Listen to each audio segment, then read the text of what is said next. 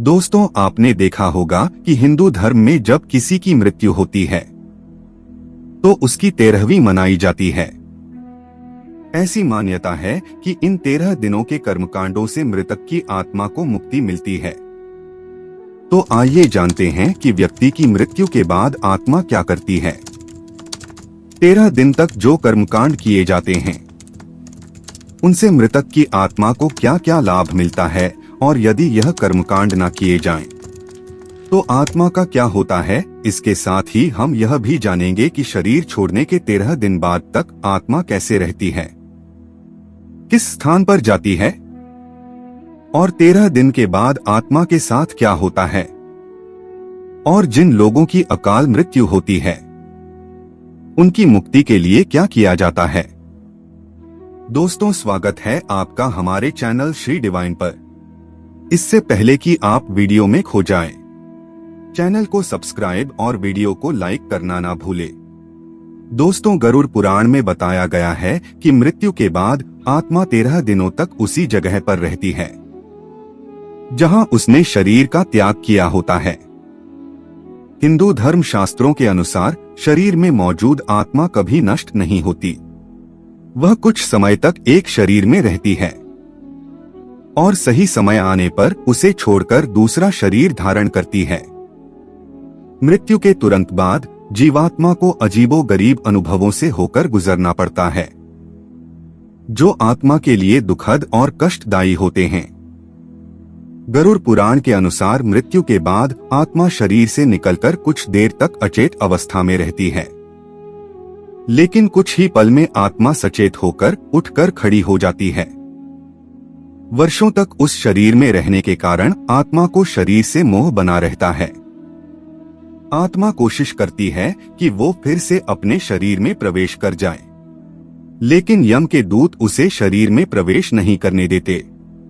दुखी होकर आत्मा कभी अपने मृत शरीर को देखती है तो कभी अपने संबंधियों को देखकर उनसे बात करना चाहती है, लेकिन कोई भी उसकी आवाज सुन नहीं पाता। धीरे धीरे व्यक्ति की आत्मा यह स्वीकार कर लेती है कि अब मृत्यु लोक से जाने का वक्त हो चुका है।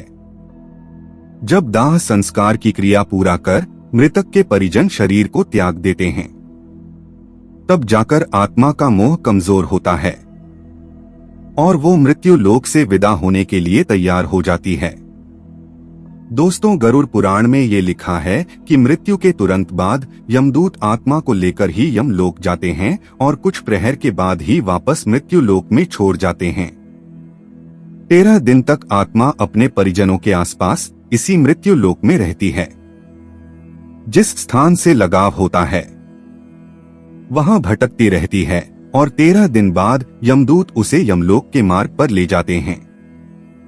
हिंदू धर्म शास्त्रों में मृत व्यक्ति को पिंड दान करने का विधान है।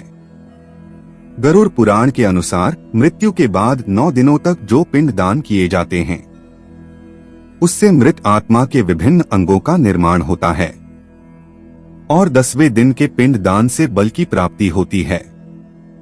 मृतक का स्थूल शरीर जलकर खत्म हो चुका होता है। शरीर जल जाने पर आत्मा प्रेत योनि में रहती है। 13 दिनों तक अर्पण किए जाने वाले पिंडदान से प्रेत बन चुकी आत्मा को फिर से 1 हाथ लंबा शरीर प्राप्त होता है। इसी शरीर के द्वारा आत्मा यमलोक के रास्ते में अपने जीवन में किए गए शुभ और अशुभ कर्मों के फल को भोगती है।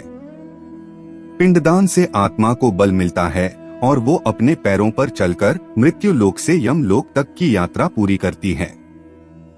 मृतक के परिजनों द्वारा जो पिंडदान किए जाते हैं वो ही मृत आत्मा को भोजन के रूप में प्राप्त होता है। गरुड़ पुराण में स्पष्ट लिखा है कि जिस मृतक के नाम से पिंडदान नहीं किया जाता उसे प्रेत योनि में ही रहना पड़ता है। उसी प्रेत योनि में वह कई वर्षों तक निर्जन वन में दुखी होकर इधर उधर घूमता रहता है। उनका उद्धार नहीं होता। इसलिए मृतक की आत्मा की शांति के लिए पिंडदान बहुत जरूरी माना गया है। जिन व्यक्तियों की अकाल मृत्यु होती है, गरुड़ पुराण में उनकी आत्मा की शांति के लिए भी उनके निमित्त पिंड दान करने के लिए कहा गया है।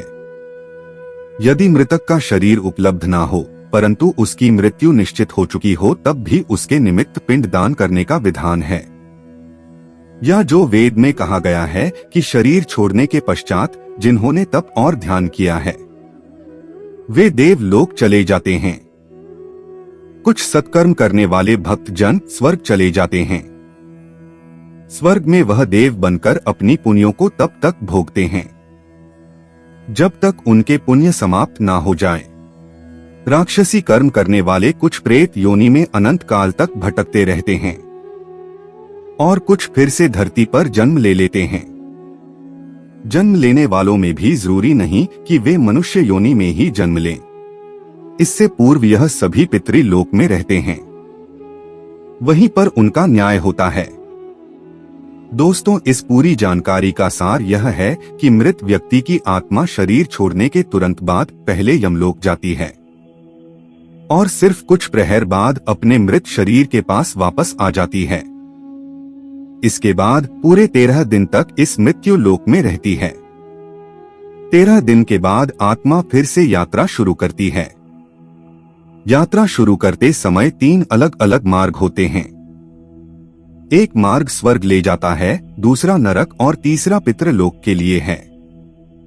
व्यक्ति के कर्म के अनुसार देवदूत इन मार्गों पर आत्मा को ले जाते हैं। आत्मा की गति के बारे में आपके क्या विचार है? कमेंट बॉक्स में जरूर बताइए। दोस्तों, आशा करते हैं कि आपको यह जानकारी पसंद आई होगी। अगर वीडियो पसंद आई हो तो प्लीज वीडियो को लाइक कीजिए और ऐसे ही वीडियोस को देखने के लिए हमारे चैनल को सब्सक्राइब करें।